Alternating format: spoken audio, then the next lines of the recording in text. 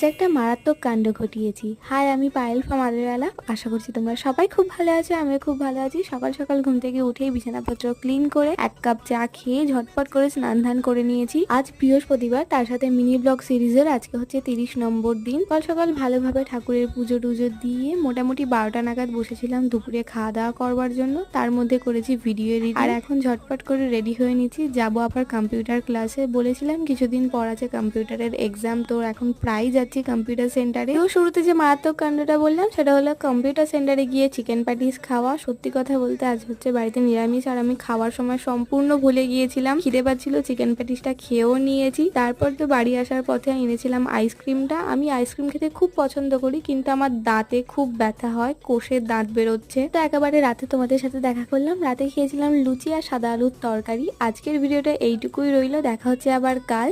Love you all, good night, bye, tata.